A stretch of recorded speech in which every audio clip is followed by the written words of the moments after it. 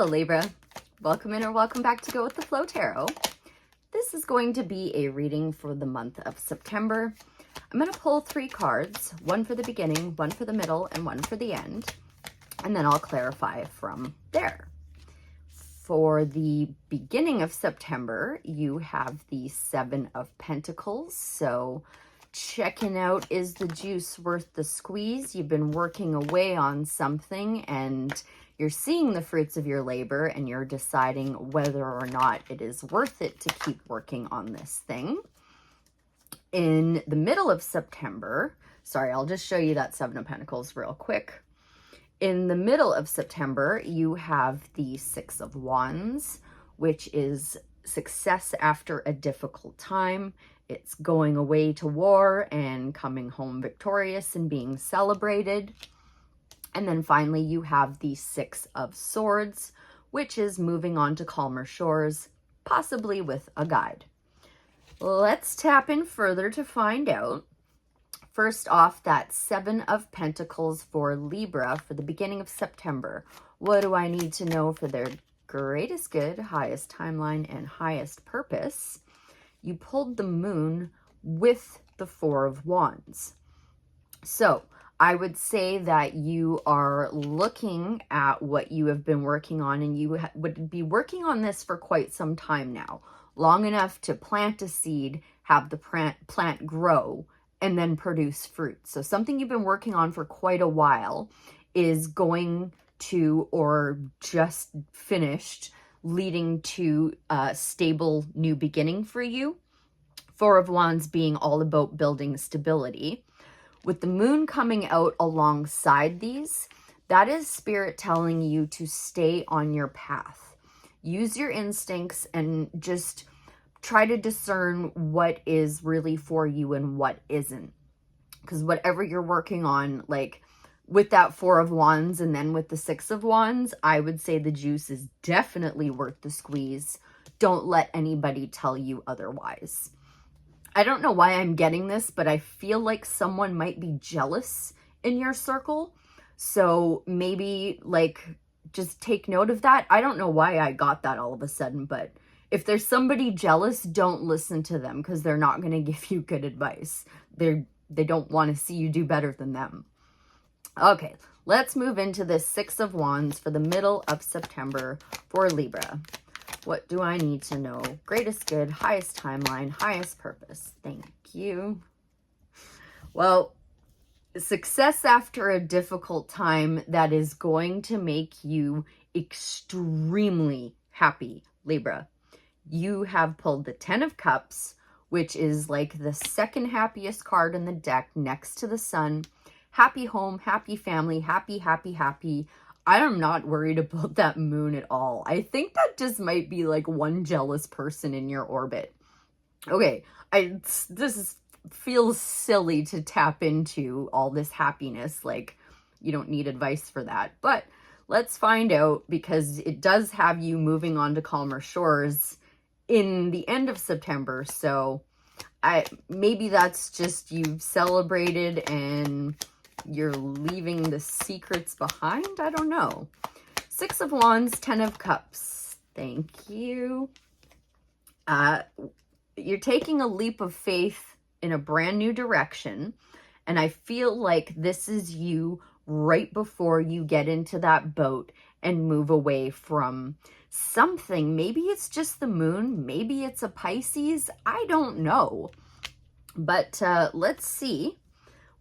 I'm actually going to say, what is the advice on that Fool card for Libra for the middle of September? Thank you. Yep. I had one flip. Here it is. Yes, yes, yes, yes. Okay. Whatever you're working on, Libra, whatever you have been diligently working on for some time now, you are going to see a massive payoff for this. It's going to require you to take a leap of faith first. But as I said, this is something you have been working on for some time. And the 8 of Pentacles says the same thing. It says that you're happy doing what you're doing, you're skilled at what you're doing, and you're diligent at focusing on this one thing. And this one thing is bringing 6 of Wands, 10 of Cups, 10 of Pentacles, 4 of Wands. This is like winning the lottery, basically, except you earned it. This isn't a random, like, boop, here you go. It's like, no, you've been working for some time at this, and you are about to see results. So what the heck is this 6 of Swords about for Libra in the end of September then? Maybe you're just finally feeling chill because you've had to work for so long for this victory that you're like, oh, I can relax now. I finally did it. It's done. I won. Or whatever. I feel like that's what that is. Yeah. This fell onto the 6 of Wands. I was asking about the 6 of Swords, which is moving on to calmer shores. That is what you're doing with all of this. You have now pulled the 9 of Cups, which is a wish fulfillment. Look at you sitting pretty with all of your trophies for all your hard work. Congratulations, Libra. This is like a hella good month for you.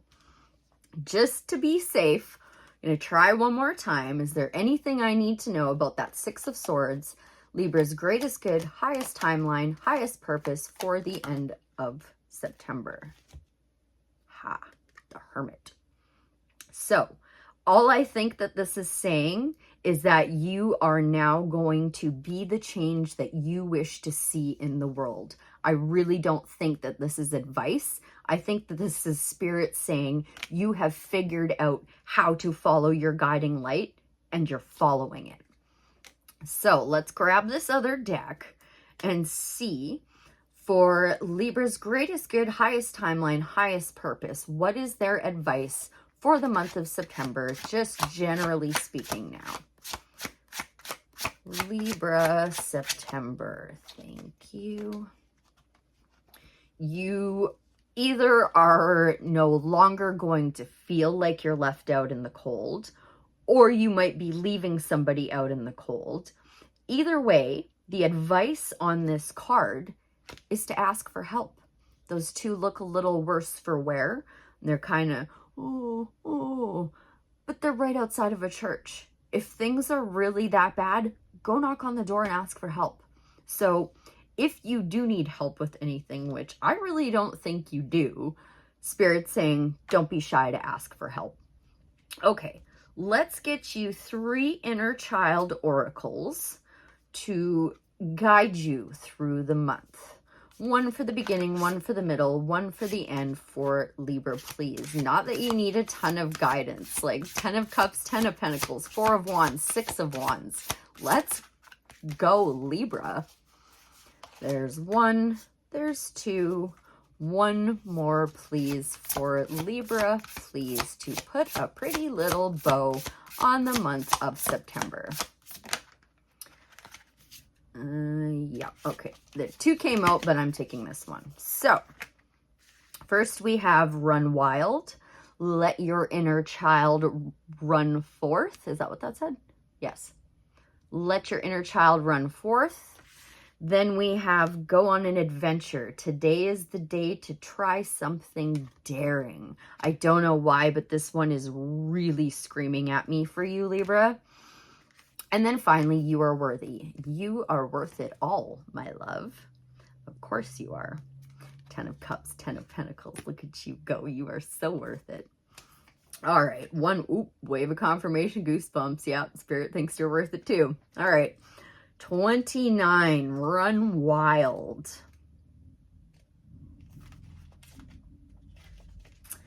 There's a wild aspect to being a child, a sort of carefree nativity partnered with an intense connection to our senses.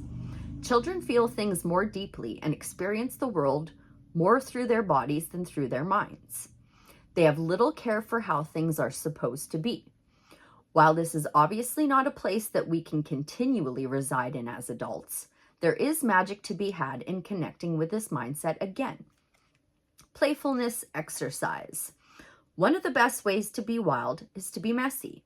Go barefoot in the mud, play outside in the rain, finger paint, splatter paint, or even body paint. Get a group of friends together and have a water balloon fight.